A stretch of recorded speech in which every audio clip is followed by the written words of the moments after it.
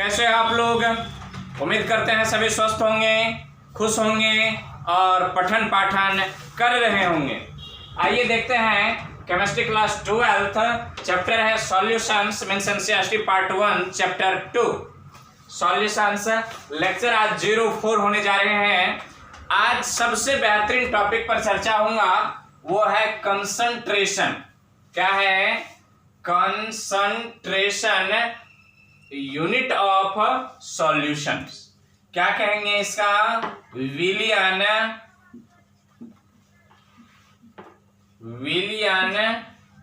का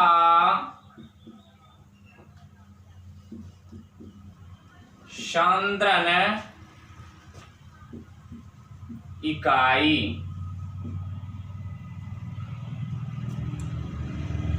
क्या कहेंगे इसको?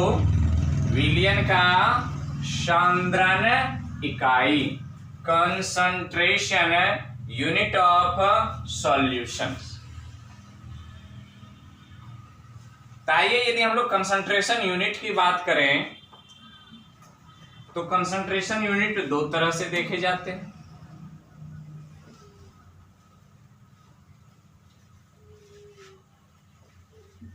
एक फिजिकल तौर तरीका लगाते हैं और एक केमिकल तौर तरीका लगाते हैं।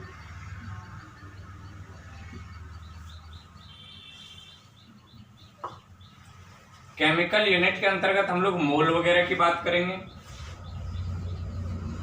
और फिजिकल यूनिट के अंतर्गत हम लोग बात करेंगे mass percentage,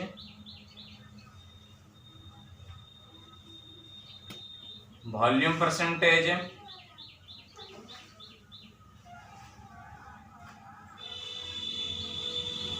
mass volume,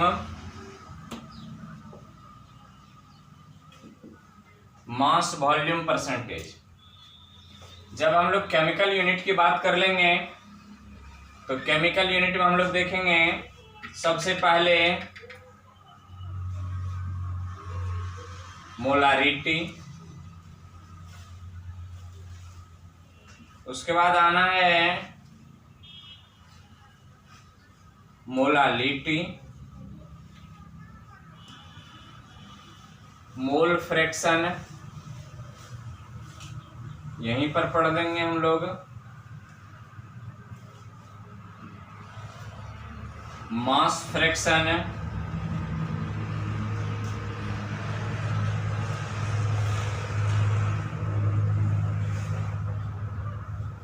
normality, उसके बाद यहां लिखते हैं नॉर्मेलिटी,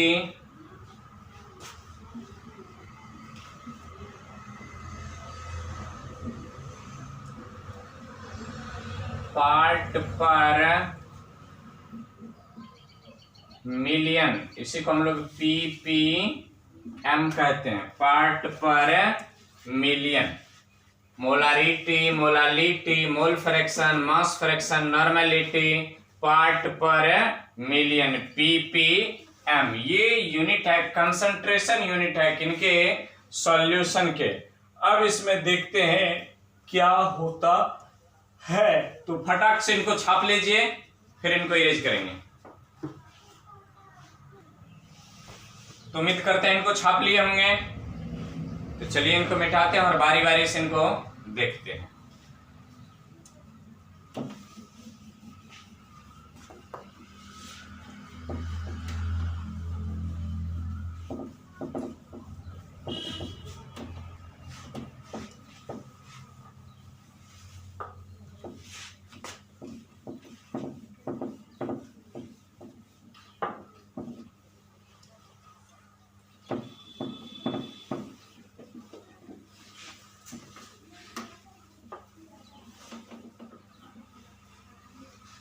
तो चलिए पहला नंबर हेडिंग दे देंगे मास परसेंटेज। पहला नंबर हेडिंग दे दीजिए मास परसेंटेज। क्या कहेंगे इसको? मास प्रतिशत। मास प्रतिशत को हम लोग परिभाषा कैसे करते हैं? इसको हिंदी में हम लोग क्या कहते हैं? द्रव्यमान प्रतिशत। क्या कहेंगे इसको? द्रव्यमान प्रतिशत। तो इन्हें हम परिभाषित कैसे करें? परिभाषित कैसे करें? तो देखिए, प्रति 100 यहां की बात करते हैं, क्योंकि प्रतिशत की न बात हो रही है, तो या 100 ml कह दीजिए, या ग्राम कह दीजिए, या केजी कह दीजिए। प्रति 100 ग्राम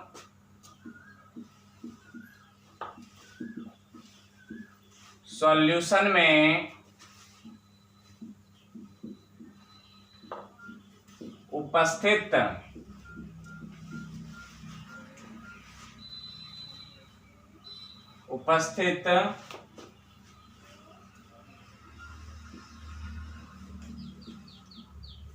कंपोनेंट के ग्राम मात्रा। यहां ग्राम मात्रा क्यों कहें? क्योंकि यहां हम सॉल्यूशन की मात्रा किस में लिए हैं? ग्राम में लिए हैं। तो यहां पर भी क्या ले लेंगे? ग्राम मात्रा ले लेंगे। यदि ये केजी में होता तो ये किस में लेते हैं? केजी में लेते हैं। यदि ये क्विंटल में होता तो इसको भी किस में लेते हैं? क्विंटल में लेते हैं। इसलिए कह रहे हैं, तो क्या कहें? ग्राम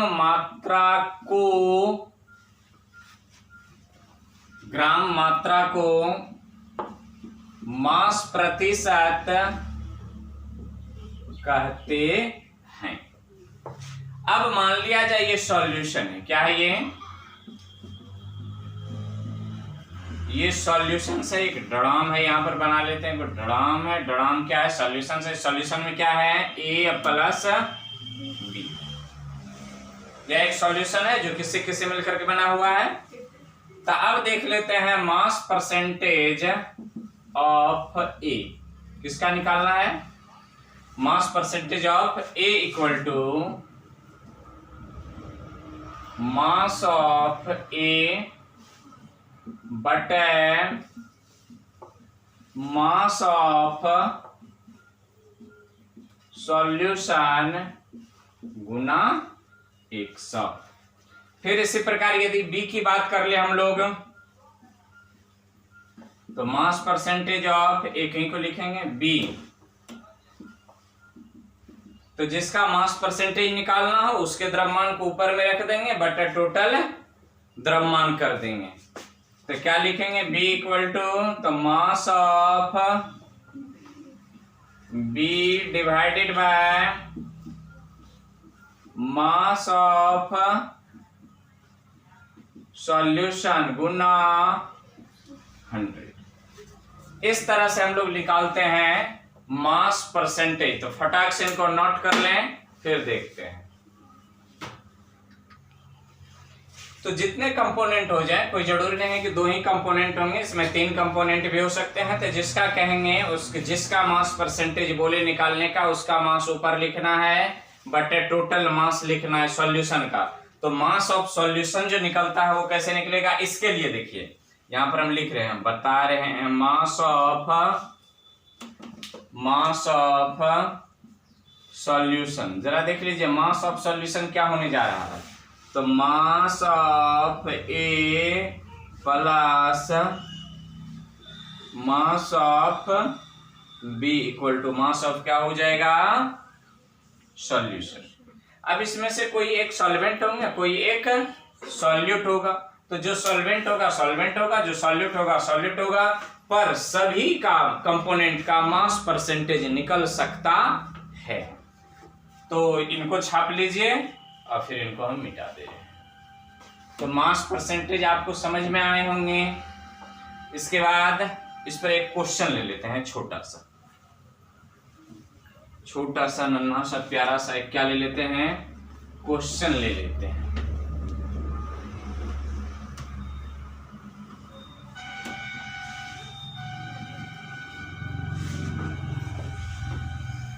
क्वेश्चन यूं ले रहे हैं कि देखते हैं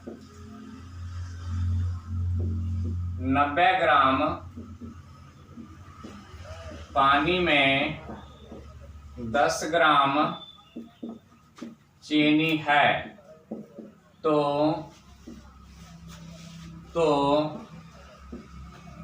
चीनी तथा पानी का मास प्रतिशत ज्ञात करें। तो सबसे पहले देखेंगे मास ऑफ सॉल्यूशन यहाँ निकाल रहे हैं, तो क्या देखेंगे, मास ऑफ सॉल्यूशंस। तो मास ऑफ सॉल्यूशंस क्या होने जा रहा है, सॉल्यूशन कौन कौन मिलकर के बनाता है, पानी और चीनी। तो 90 ग्राम कौन है, पानी, और 10 ग्राम कौन है, चीनी, बराबर 100 ग्राम। तो टोटल कितना ग्राम शरबत है, सॉल्यूशन है 100 ग्राम। तब देखते हैं मास परसेंटेज ऑफ चीनी। तो चीनी के वेट 10 बटा सॉल्यूशन के वेट 100, तो क्या हो गया ये, अगुना 100 ना, अगुना 100। तो 100 से 100 मर गया, कितना प्रतिशत हुआ, 10% कौन है, चीनी। जरा वाटरिंग की बात कर लें, वाटरिंग है तो समझ रहे हैं, मास परसेंटेज ऑफ वाटर मीन्स बोले तो जल। तो 90/100 गुना 100, ये दोनों मर गया, बच गया कितना प्रतिशत, 90। वहां तो यहाँ पर भी स्पष्ट था, यहीं पर स्पष्ट है 100 ग्राम सॉल्यूशन हो रहा है जिसमें 90 ग्राम पानी है और 10 ग्राम आपको बताएं। कोई जरूरी नहीं है कि ऐसे पूर्णांक संख्या में ये सारे के सारे दिए होंगे और कट करके जैसा द्रव्यमान होगा वैसा इसका प्रतिशत होगा, ये कोई जरूरी नहीं है। तो फटाक से एक नमूना क्वेश्चन को छाप लीजिए। अब हम लोग दूसरे नंबर की बात करने जा रहे हैं। अभी देखें मास परसेंटेज।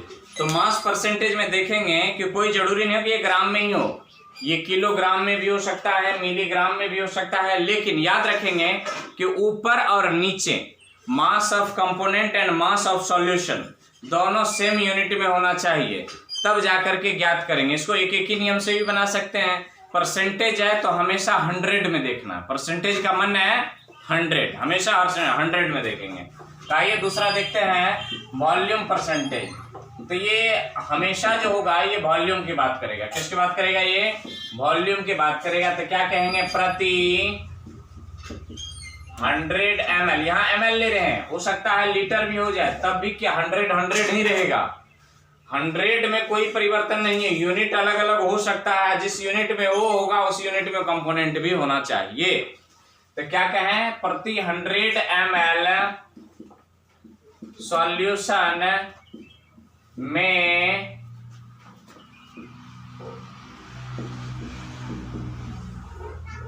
उपस्थित बिल्ला है, कंपोनेंट लिखो ना, कंपोनेंट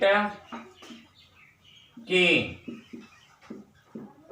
आयतन, ये भी किस में होना चाहिए, ml, को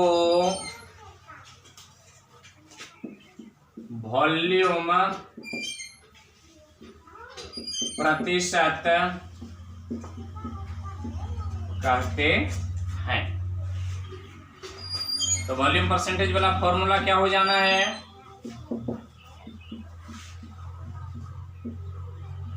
वॉल्यूम ऑफ कंपोनेंट बटा वॉल्यूम ऑफ सॉल्यूशन गुना 100। अब जरा देखिए कंपोनेंट तभी नहीं बताए थे, आप कंपोनेंट क्यों लिख दिए, तभी ए बी करके लिखा थे। तो पिछले सॉल्यूशन में जो देखा ए और बी जो है वही तो कंपोनेंट है। चीनी और पानी का घोल है तो चीनी और पानी घोल का कंपोनेंट है। जब तक चीनी और पानी आपस में मिलता नहीं तब तक घोल बनता नहीं। तो घोल बन के तैयार है, तो घोल के कितने अवयव हो गए हैं, चीनी और पानी। तो उनमें से किसी का भी परसेंटेज पूछ सकता है, चीनी का भी पूछ सकता है और पानी का भी पूछा जा सकता है। सेम क्वेश्चन आएंगे, फटाक से छाप लीजिए इनको। तो आप अभी देखे अभी वॉल्यूम परसेंटेज, अगला तीसरा नंबर हेडिंग दे दीजिए मास वॉल्यूम परसेंटेज। उसको डेंसिटी भी कह देते हैं हम लोग, क्या कह देते हैं, डेंसिटी भी।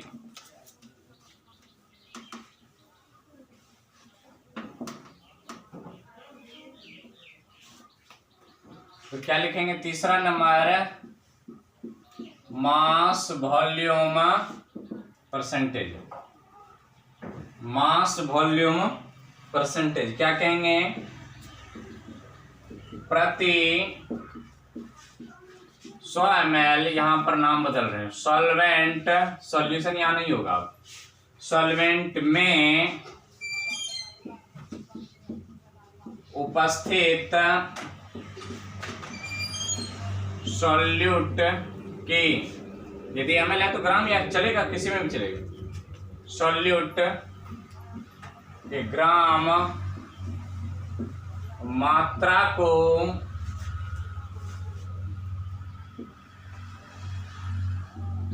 मास वॉल्यूम प्रतिशत कहते हैं।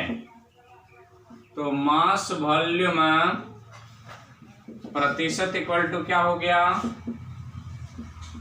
मास ऑफ सॉल्वेंट, यदि ग्राम में है तो ग्राम में ले लेंगे, बाय वॉल्यूम ऑफ सॉल्वेंट, किसमें, ml में ले लीजिए, कोई बाध्यता भी नहीं है वैसे, गुना 100। तो ये हो जाएगा मास वॉल्यूम प्रतिशत। यहां सॉल्यूशन नहीं होगा, यहां क्यों हो जाएंगे सॉल्वेंट। तो फटाक से छाप लीजिए इनको, अगला देखेंगे। चलिए यहाँ मिस प्रिंट है, यहाँ सॉल्वेंट नहीं, यहाँ सॉल्यूट होना है, क्योंकि यहाँ डेफिनेशन किसके टर्म में है, सॉल्यूट है, तो यहाँ पर हो जाएंगे सॉल्यूट, और कोई बात नहीं, बाकी सब ठीक है। चलिए अगला नंबर देखते हैं, तो फिजिकल साइड हो गया जी, इसको डेंसिटी परसेंटेज भी कहते हैं। देखिए ना, मास व वॉल्यूम, मास व वॉल्यूम, तो इनको मिटा रहे हैं। अगला नंबर हीटिंग दे दीजिए, मोलारिटी, मोलारिटी,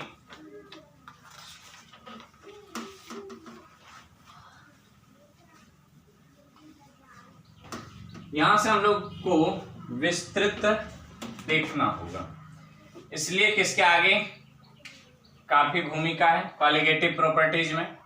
तो चौथा नंबर हम लोग लिख लें मोलारिटी, मोरिटी हो गया जी, मोलारिटी। मोलारिटी क्या होता है, तो हिंदी होता है इसका मोलरता, हाँ मोलरता। कैसे हिंदी करेंगे, डिफाइन कैसे करेंगे, प्रति लीटर, गलती हो सकता है स्पेलिंग सबका सुधार लेना, प्रति लीटर विलियन में विलय के, विलियन मीन्स सॉल्यूशन, विलय मीन्स सॉल्यूट, इसको क्या कहते हैं सॉल्यूशन, इसको क्या कहेंगे सॉल्वेंट। तो क्या लिखे हैं, प्रति लीटर विलियन में विलय के, मतलब सॉल्यूशन में सॉल्वेंट, सॉरी फिर गड़बड़ होगा, सॉल्यूट के, हिंदी में यदि कहें तो मोलों की संख्या को क्या कहते हैं, मोलारिटी कहते हैं। क्या कहेंगे, मोलारिटी कहेंगे। यहां से छूटा नहीं है, ये हिंदी बताएं आपको, यहां से है प्रति लीटर विलियन में विलय के मोलों की संख्या को मोलारिटी कहते हैं। इसी सॉल्यूशंस के जगह, विलियन की जगह पर सॉल्यूशन कह देंगे और विलय की जगह पर सॉल्वेंट कर देंगे। आई बात समझ में? तो चलिए इसका यदि हम इसे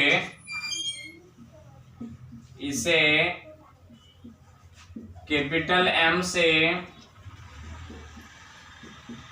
सूचित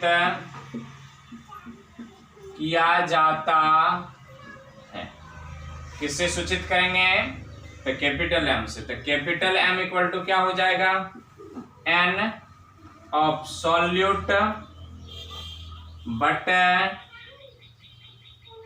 V ऑफ सॉल्यूशन किस में, लीटर में होना चाहिए, इन लीटर यहां कर देते हैं, इन लीटर। तो n का मतलब क्या हो गया, number of moles of solute. V का मतलब क्या हो गया, वॉल्यूम ऑफ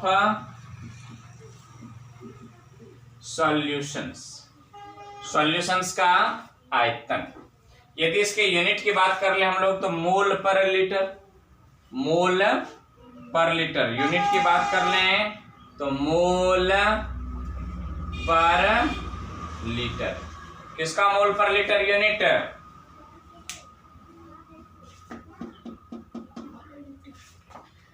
तो यहां पर जो हम लिख रहे हैं n जो लिखे हैं, n को हम लोग ns लिख दे तो चलेगा। ns माना सॉल्यूट, s का मतलब कहेंगे सॉल्वेंट, सॉल्यूशन भी तो होता है। तो आपको मानना है यदि s लिखे हैं, चूंकि इसको यदि हम लोग एक्सपेंड करेंगे और बढ़ाएंगे तो आगे और कुछ आने वाला है। तो इनको छाप लिए होंगे, यदि नहीं छापे तो फटाफट छाप लीजिए। तो चलिए इसको और हम लोग एक्सपेंड करते हैं और देखते हैं क्या क्या मिलता है। तो इसको मिटा रहे हैं, अब हम लोग कैपिटल M लिख करके काम चला लेंगे। तो मोलारिटी क्या है, प्रति लीटर विलियन में उपस्थित विलय की मोलों की संख्या को क्या कहते हैं, मोलारिटी कहते हैं। कंसंट्रेशन यूनिट है, याद रखेंगे हमेशा। जरा देखिए यहाँ M इक्वल टू क्या कर सकते हैं, तो M इक्वल टू N है किसका, सॉल्यूट का ना। तो यहां पर पहले लिख लीजिए NS माने number of moles of solute. यहां क्या कर लेते हैं, दिखाई पड़ रहा है यहां लेट्स मीन्स क्या कर लिए, मान लिए। तब इस NS बराबर क्या हो सकता है, WS बटा MWTS, या इसको हम FS कह दें। अब इसका मतलब क्या हुआ, वेट ऑफ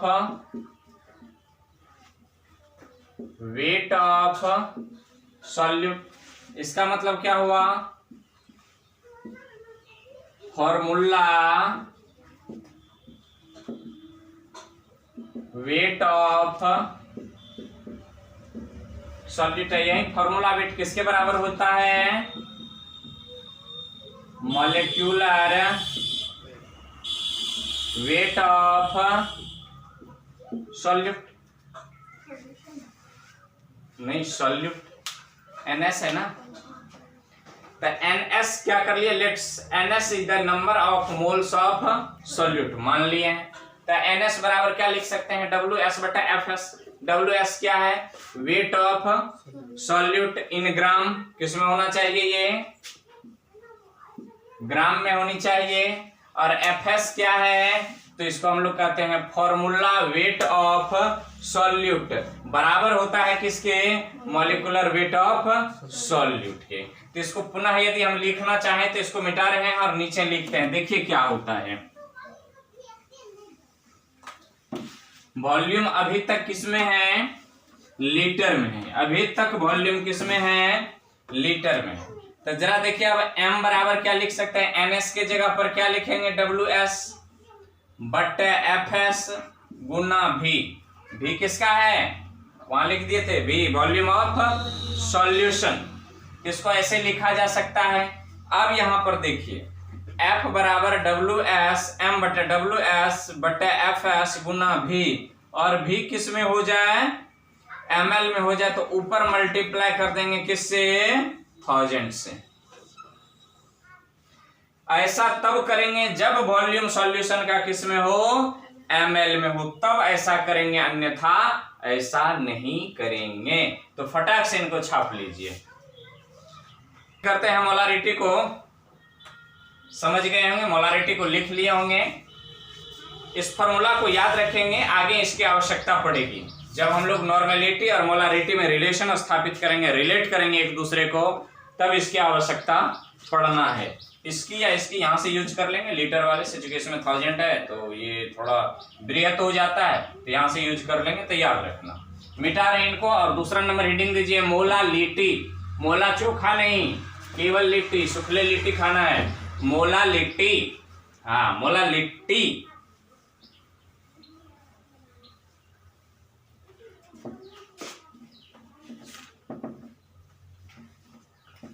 तो क्या लिखे हैं? मोला लिट्टी। चौथा नंबर होगा जी कि पांचवा? पांचवा नंबर, मोला लिट्टी, चोखा लिट्टी। तो क्या कहेंगे? मोला लिट्टी, मोला लिट्टी। मोला लिट्टी को कैसे डिफाइन करते हैं हम लोग? तो देखिए, प्रति किलो विलियन में विलय के मोलों, यहां देखिए किलो है, वहां पर लीटर था, यहां पर क्या आ गया? किलो की संख्या को मोललता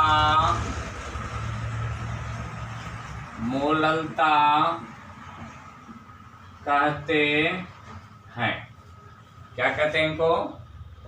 प्रति किलो विलियन में विलय के मोलों की संख्या को मोललता कहते हैं। अब यहां पर लिख लेते हैं इसे स्मॉल m, इसे स्मॉल m से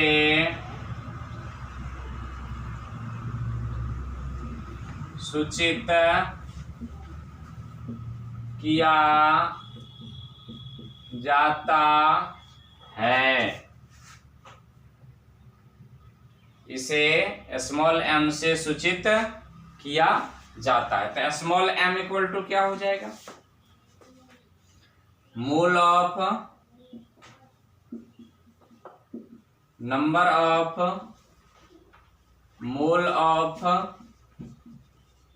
solute but WIGST weight of, वेटे को ना किलो में मापते हैं, वेट ऑफ सॉल्यूशन किस में होनी चाहिए? केजी। जरा इस वेट को हम लोग, इस वेट को W से दिखा लें, इसको मैंने कैपिटल W से। तो यहां पर देखिए m इक्वल टू क्या हो जाना है? n number of mole of solute ना, तो इसको क्या कहते? तभी NS कह देते हैं। एक बार लिख चुके हैं, इसको लेट्स कर चुके हैं, NS but weight of solution, तो इसको हम लोग किससे दिखा लेते हैं? कैपिटल W से। तो यूनिट इसका क्या हो जाना है?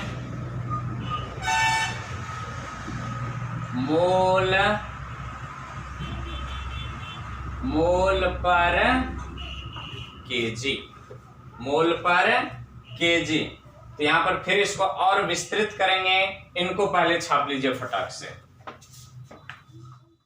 चलिए देखिए, इसमें देख लिए थे हम लोग,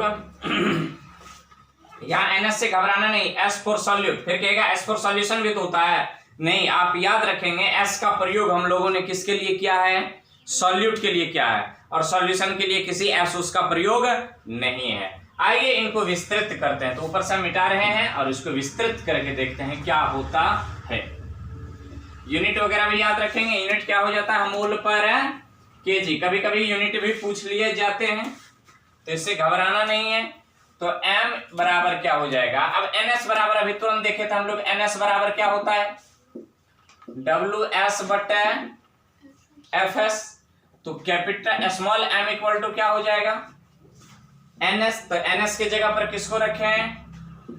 W S, small W S for solid बटे एफ एस गुना 1 बड़का डब्लू लिख सकते हैं इसको, 1 बड़का डब्लू। बड़का डब्लू क्या है?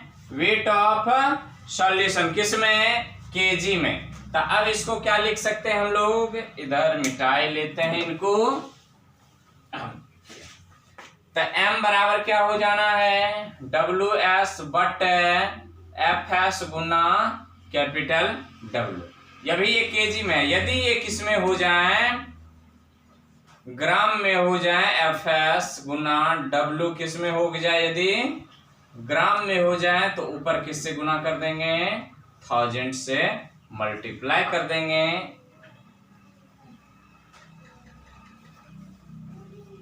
अब कहिएगा 1000 से ऊपर गुना क्यों करते हैं? ये ग्राम है, इसको केजी में बदलने के लिए 1000 से भाग करेंगे। ये 1000 नीचे है तो कहाँ चल जाएगा? ये ऊपर चल जाएगा। तो बात तो वही हो गया। तो एस वाला टर्म जहां पर हो वो हम लोग सॉल्यूट के लिए प्रयोग करेंगे। अब बिना एस उस वाला हो, जैसे डब्लू 2 बार आ गया है तो यहाँ स्मॉल है, यहाँ कैपिटल है। स्मॉल होने के बावजूद भी यहाँ पर हम अंतर स्पष्ट कर दिए हैं कि W S means weight of solute in gram. ये तो ऑलवेज ग्राम में होना चाहिए, हमेशा ये ग्राम में होना चाहिए, हमेशा, नहीं तो मोल निकलेगा ही नहीं।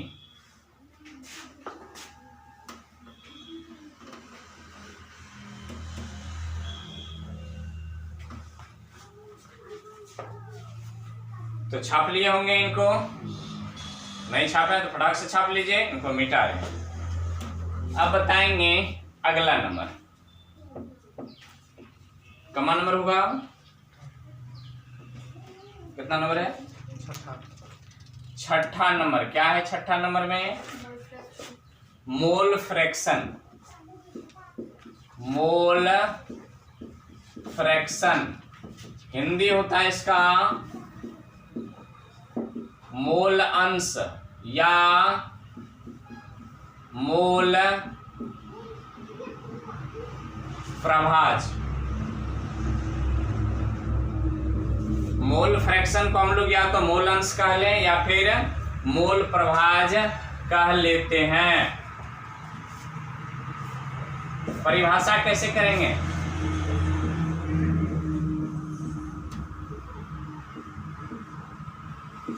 एक मोल फ्रैक्शन हमेशा 1 में देखा जाता है, परसेंटेज हमेशा 100 में। तो 1 मोल सॉल्यूशन में उनके कंपोनेंट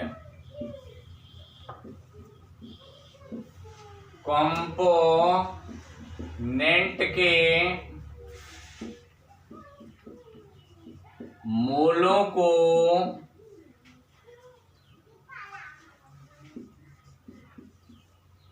मोल फ्रैक्शन कहते हैं। एक मोल में कितना मोल उसके अवयव है? अब मान लिया जाए यहां पर हम ले लेते हैं एक ड्राम ले लेते हैं, कौन सी? राम विपत राम ना ना ना ना सॉल्यूशंस में अवयव कौन है? ए प्लस बी प्लस, कितने अवयव है? 3 अवयव हैं। इनके मूल मान लेते हैं कितने हैं? Na। इनके मूल मान लेते हैं कितने हैं? Nb। और इनके मूल मान लेते हैं कितना है? Nc की 9c। Nc Nc means 9c नहीं c। तो कितने अवयव है सॉल्यूशंस के? A B C। अब इनमें से किसी एक का क्या कर लेते हैं? उनके कंपोनेंट के मोलों को क्या कहते हैं?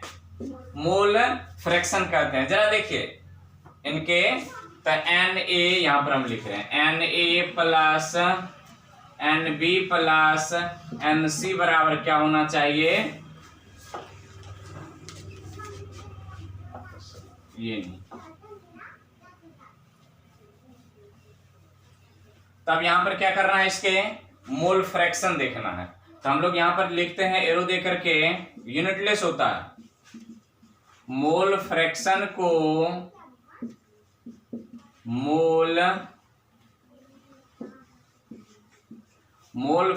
को साई से, इसको क्या कहते हैं, एक्जाई कहिए ना, से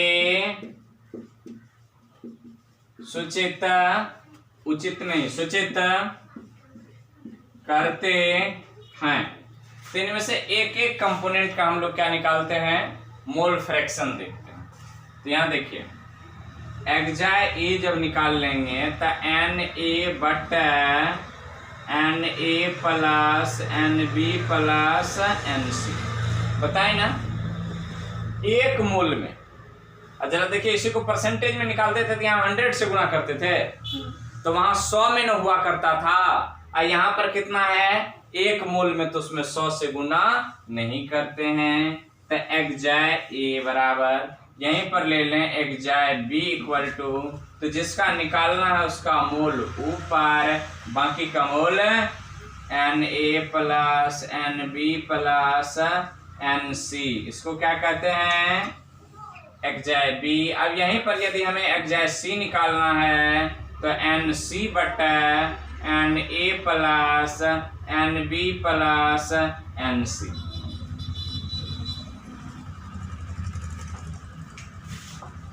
यूं आपको शॉर्टकट में बता दें तो क्या हो जाएगा, यहां पर XA plus XB plus XA equal to क्या हो जाना है,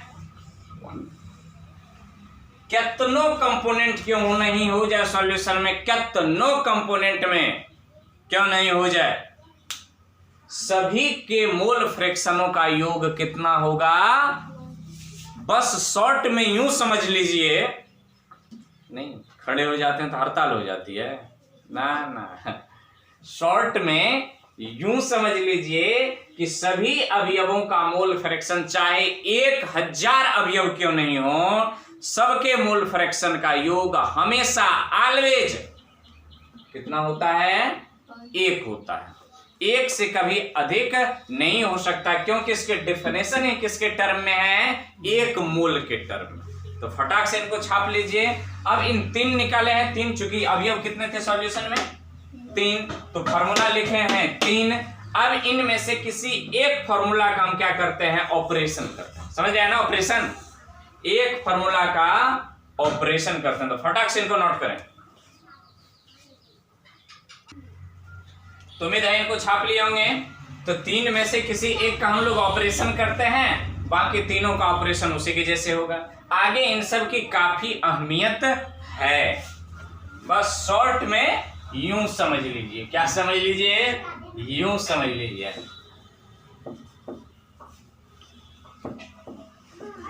यार राम कुमार भाई परफॉर्मर के चक्कर में आए थे, अरे परमिशन देगा नहीं, देना पड़ेगा। जाओ, मिलेगा, मिला है।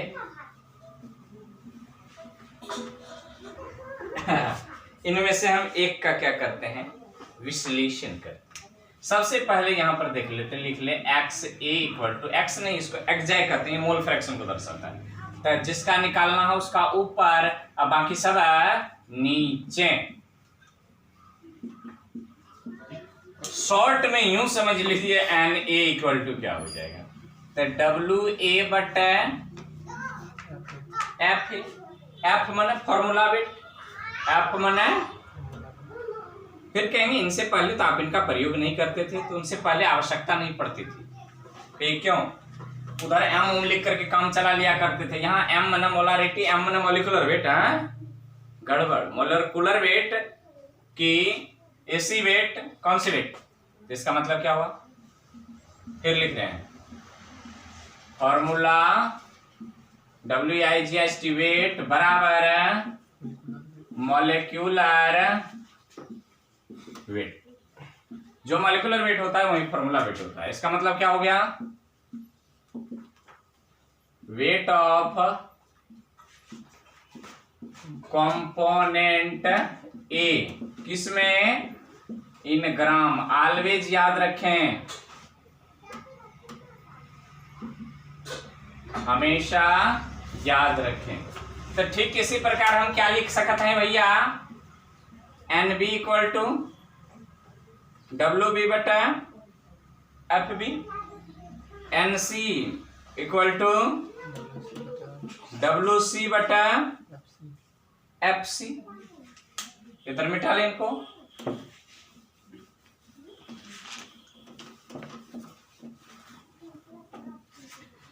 बस हो गया, शॉर्ट में यूं समझ लीजिए। तो क्या हो जाएगा, डब्ल्यू ए बटा एफ ए पूरे के बटा डब्ल्यू ए बटा F A plus W B बटा F B plus W C बटा। आई बात समझ में? नहीं आया? Mole N A N B N C, आइए समझ में? तो ऐसे करके हम लोग निकालते हैं। ये तो एक कंपोनेंट ए का निकाले हैं, इसी प्रकार सबका चलता है, बी सी जितने भी कंपोनेंट हो सबका। लेकिन याद रखें, A X A plus X B plus X C equal to, फटाक से छाप लीजिए 1, छाप लिए होंगे, फटाक से छाप लियो। तो चलिए देख लिए इसको। अब इसी पर एक आधारित है छोटा सा टॉपिक, क्या नाम है उनका, मास फ्रैक्शन। हेडिंग दे दीजिए मास फ्रैक्शन। मास फ्रैक्शन कोई भारी चीज नहीं है, मास फ्रैक्शन कोई भारी चीज नहीं है, फटाक से निकल जाएंगे। मास फ्रैक्शन कोई भारी भड़कम चीज नहीं है। कमा नंबर होगा 7वां, मास फ्रैक्शन। अब यहां पर देख लीजिए,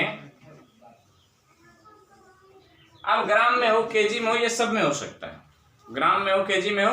अब ये मान लेते हैं सॉल्यूशन है, क्या है, सॉल्यूशन है। यहाँ A component, B component, C component, इसका द्रव्यमान मान लेते हैं एम ए है, इसका द्रव्यमान मान लेते हैं, इसका द्रव्यमान मान लेते हैं एम ए है, इसका द्रव्यमान मान लेते हैं एम बी है, और इसका द्रव्यमान मान लेते हैं एम सी है। तब द्रव्यमान फ्रैक्शन निकालना है ना, इसको कैसे लिखेंगे, एम एक्स आई। अब चाहे ए का निकालना हो तो ए निकाल लीजिए, तो किसका, ए का ना, तो क्या निकालेंगे, तो M A but total mass M A plus M B plus M C. आई बात समझ में? फिर ये सब का योग क्या हो जाता है, 1, माने M X A plus M X B plus M X C equal to क्या हो जाना है, 1। ये मास फ्रैक्शन है, पहले जाने पहचाने के चीज है, तो इनको छाप लीजिए फटाक से। अब रह गए हैं कितने, 2, उनको देख लेते हैं जल्दी जल्दी। तो ये मास फ्रैक्शन देखे हम लोग। उसके बाद क्या है, अगला हेडिंग दे दीजिए फटाक से, अगला हेडिंग दे दीजिए, क्या है, नॉर्मेलिटी। क्या है, नॉर्मेलिटी। नॉर्मेलिटी कोई भारी भड़कम चीज नहीं है। नॉर्मेलिटी को हम लोग नॉर्मलता या सामान्यता कहते हैं। कमा नंबर होगा 8वां। तो इसको क्या कहते हैं, नॉर्मेलिटी, माने नॉर्मलता। नॉर्मेलिटी बोले तो नॉर्मलता, नॉर्मलता मीन्स सामान्यता। सामान्यता, तो इसको सामान्यता को क्या कहेंगे, प्रति लीटर विलियन में विलय के,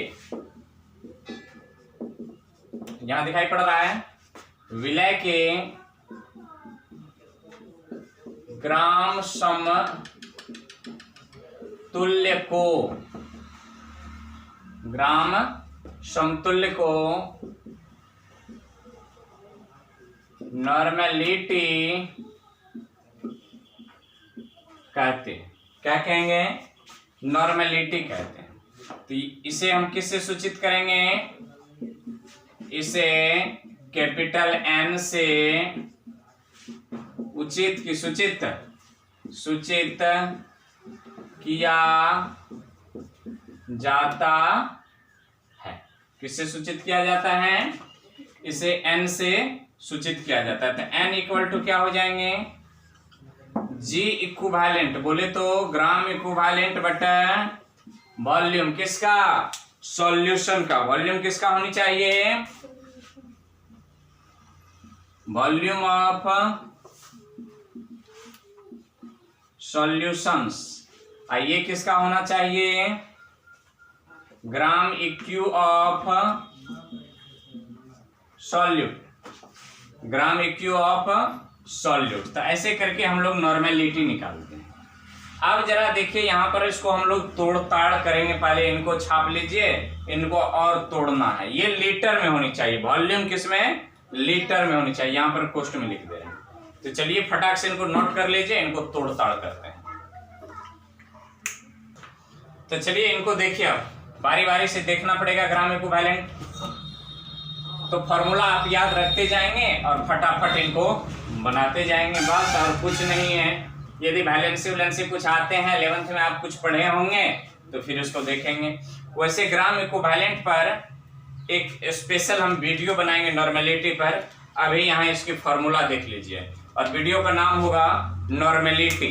केवल नॉर्मेलिटी पर वीडियो बनेंगे और उसको गौर से देखना, और एक एक चीज को धीरे धीरे डील करते जाएंगे। तो यहाँ पर देखिए, ग्राम इक्यू का मतलब हो जाता है ग्राम इक्विवेलेंट।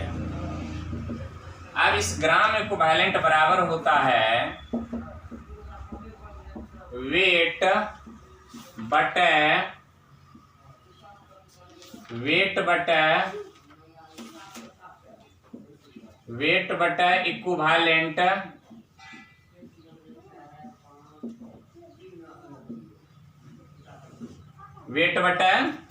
इक्विवेलेंट वेट किसके बराबर हो जाता है?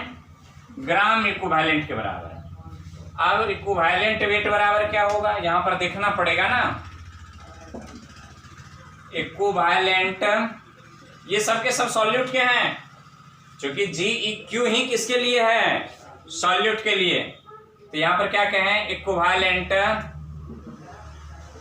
Wait equal to, equivalent weight equal to होता है मॉलिक्यूलर वेट बटा वैलेंसी। मॉलिक्यूलर वेट बटा वैलेंसी। तब इसको हम क्या लिख सकते हैं? ग्राम इक्विवेलेंट को जरा देखिए तो।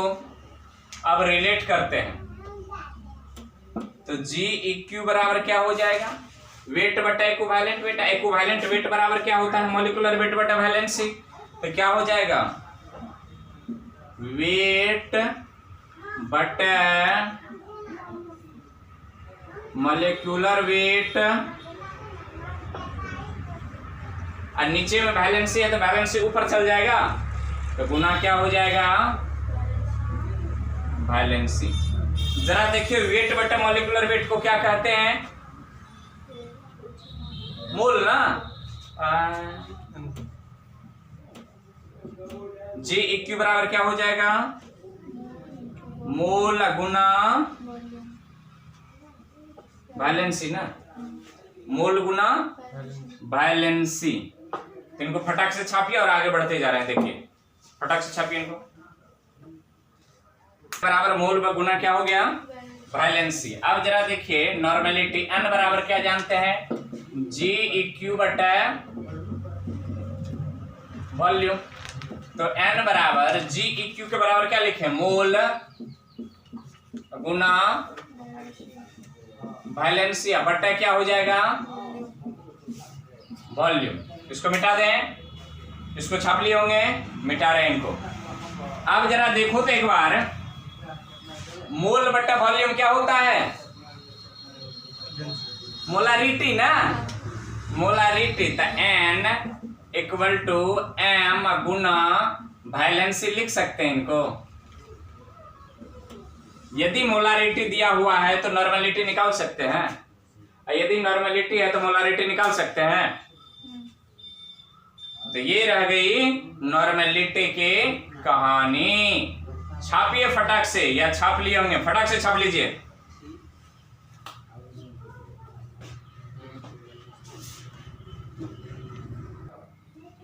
तो इनको छाप लिए होंगे। अब चलिए आगे देखते हैं हम लोग। एक मात्र रह गया है, कौन नंबर होगा जी? 9वां नंबर होगा। 9वां नंबर क्या किसको कहते हैं? क्या है?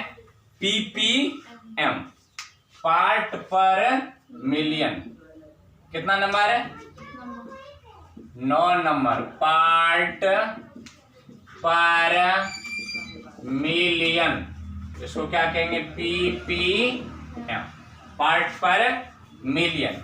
कुछ नहीं है ये, कुछ नहीं है। क्या कहेंगे? 10 के पावर 6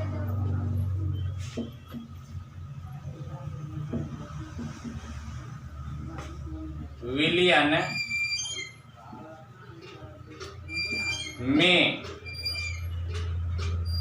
में विलय की संख्या। अब आपको समझ में नहीं आता होगा, नहीं ये क्या कह रहे हैं। ये ग्राम में भी हो सकता है, ये किलोग्राम में भी हो सकता है, ये संख्या में भी हो सकता है। जैसे निकालना हो वैसे हो सकता है। बस इस पर एक ही नियम लगाना है। क्या लगाना है? एक ही नियम लगाना है कि पार्ट पर मिलियन का मतलब क्या होता है। जरा देखिए, पार्ट मिलियन का मतलब हो गया 10 to the power 6, माने कमा लाख, शायद 10 लाख होता है कि 1 लाख जी? 10 लाख। 10 लाख में कितना? 10 लाख में कितना? तो अब मान लिया जाए कि इसका पार्ट पर मिलियन की परिभाषा देखें। यहां पर परिभाषा तो बस यही पीपीएम। तो विलय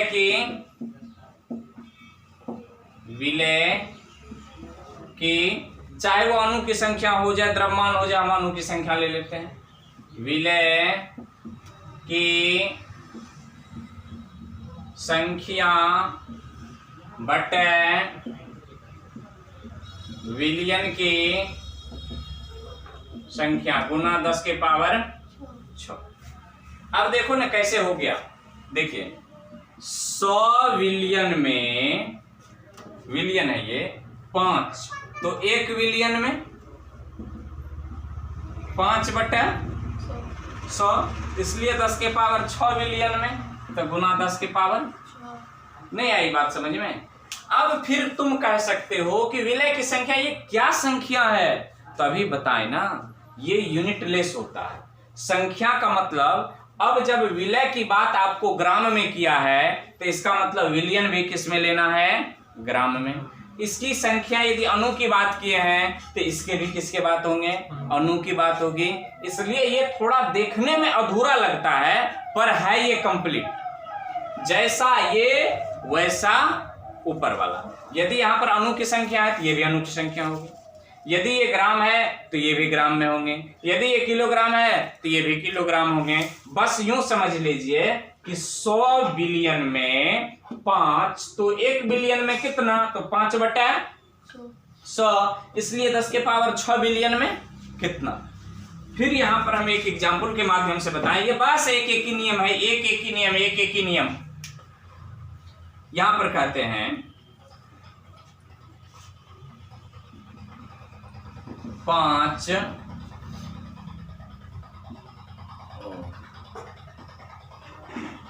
बुक में कितना पेज है? 10 पेज। तो एक बुक में 10 बटा, इसलिए 10 के पावर 6 बुक में, तो क्या कर देंगे? 10 बटे 5 गुना। शायद इस उदाहरण से समझे होंगे ये पार्ट पर मिलियन क्या है। पार्ट पर मिलियन क्या बताएं कि 10 के पावर 6 बिलियन में विलय की संख्या। 5 बुक में 10 पेज, तो एक बुक में कितना पेज? इतना पेज। इसलिए 10 के पावर 6 बुक में। तो यूं समझ लीजिए कि billion as a book, while as a page, while as a page. और इस पेज को हमेशा कितना में देखना है? 10 के पावर 6 में। तो अब चाहे ये ग्राम में दिया हुआ हो, ये किलो में हो, ये कुछ में हो, जिस इकाई में ये हो उस इकाई में ये भी होगा, बस उसमें कितना से गुना कर देंगे। जैसे इसको बटे करेंगे तो यूनिट में आ जाएगा, और यूनिट में फिर गुना कर देना है किससे? 10 के पावर 6 से। तो फटाक से छाप लीजिए, पार्ट पर मिलियन यही होता है। इससे सरल भाषा में आप नहीं सीख पाएंगे। सूत्र लिखा देंगे, ये होता है, ये होता है, भैया सूत्र को समझिए, ये एक ही नियम है और कुछ नहीं है। 5 बुक में 10 पेज, तो एक बुक में इतना पेज, इसलिए 10 के पावर 6 बुक में कितना पेज। आई बात समझ? वही बात है, 5 विलियन में 10 विलय, तो 1 विलियन में 10/5 विलय, इसलिए 10 के पावर 6 विलियन में कितना विलय। आई बात समझ में? तो फटाक से इनको लीजिए छाप। 1 2 3 4 5। उम्मीद करते हैं छाप लिए होंगे। तो उम्मीद है कि वीडियो आपको पसंद आए होंगे, आप इस कंसंट्रेशन यूनिट को समझे होंगे। अभी बताएं कि एक वीडियो स्पेशल देंगे किसके ऊपर? नॉर्मेलिटी के ऊपर। उसको आप देखना ना भूलें। नॉर्मेलिटी एक जटिल टॉपिक है, डिफिनेशन वगैरह उसकी बाकी है। यहाँ तो कंसंट्रेशन यूनिट के बारे में बताना था, सो बता दिए। यदि वीडियो पसंद आया हो तो वीडियो को लाइक कर देंगे, चैनल पर नए हो तो चैनल को सब्सक्राइब कर लेंगे, दोस्तों में शेयर करेंगे ताकि अधिक से अधिक छात्रों को इसका लाभ मिल सके, सरल से सरल भाषा में पढ़ सकें। तो आज की कहानी यहीं तक, फिर मिलेंगे अगले एपिसोड में। तब तक के लिए शुभ विदा, खुश रहें, सुखी रहें, घर में रहें, सुरक्षित रहें। धन्यवाद।